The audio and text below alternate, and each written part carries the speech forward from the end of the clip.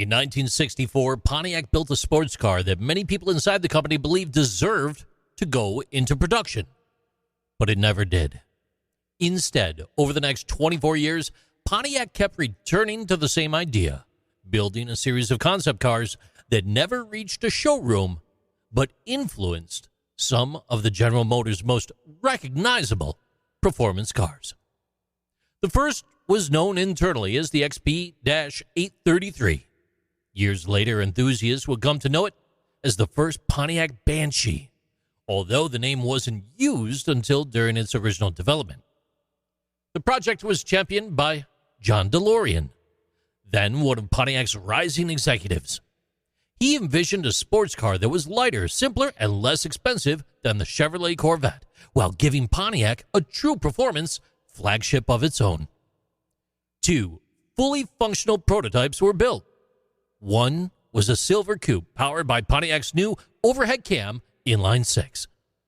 The other was a white convertible fitted with a 326 cubic inch V8, or about 5.3 liters. Weighing roughly 2,200 to 2,300 pounds, about 1,000 kilograms, the XP-833 was approximately 500 pounds lighter than a contemporary Corvette.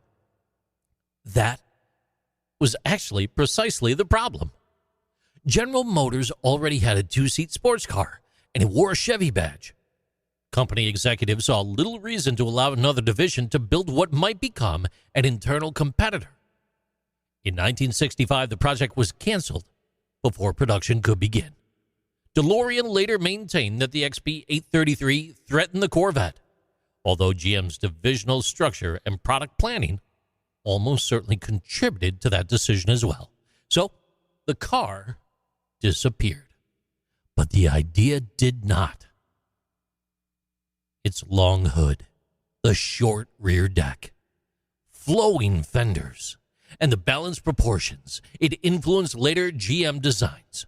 And many of those themes appeared on the 1968 Corvette, while Pontiac drew from the same design language when developing the first-generation Firebird.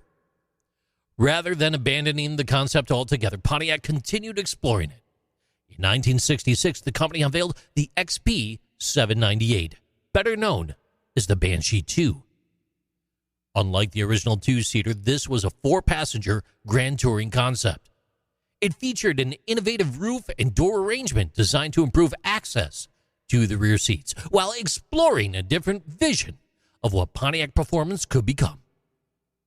2 years later, Pontiac introduced another Banshee 2, and this time based on the Firebird architecture. It wore sleek fiberglass bodywork wrapped around production underpinnings, allowing Pontiac designers to experiment with new proportions and aerodynamic styling without creating an entirely new platform. The idea evolved again in 1974 with the Banshee 3, also based on the Firebird. It featured a dramatic aerodynamic body with a long sloping nose, flush glass, concealed headlights, and a hatchback design beneath the body. Sat Pontiac's legendary 455 Super Duty V8. While it remained a concept, many of its styling ideas continued to influence Pontiac's production cars through the 1970s and 1980s.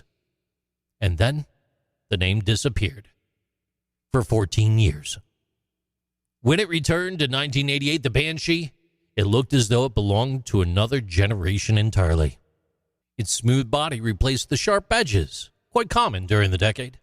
A sweeping glass canopy blended into the roof, concealed headlights kept the nose clean, and an advanced interior featured electronic controls and an early heads-up display that projected driving information into the driver's line of sight.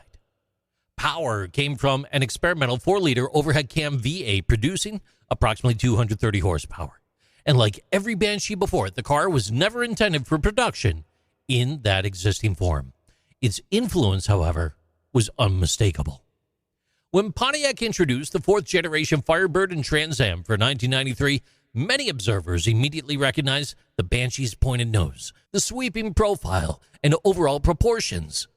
The concept also made a brief appearance among the futuristic vehicles in Back to the Future Part 2, while its styling inspired the Knight Industries 4000 build for Knight Rider 2000. Across 24 years, Pontiac built a family of concept cars connected by one name and one idea. None of them reached a dealership, and none entered mass production. Yet pieces of every generation found their way into the cars that followed. The Pontiac Banshee.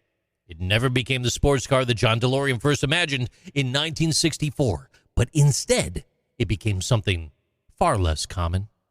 A concept that spent decades shaping the future of American performance cars without ever becoming part of the present. These are Interesting Things with JC.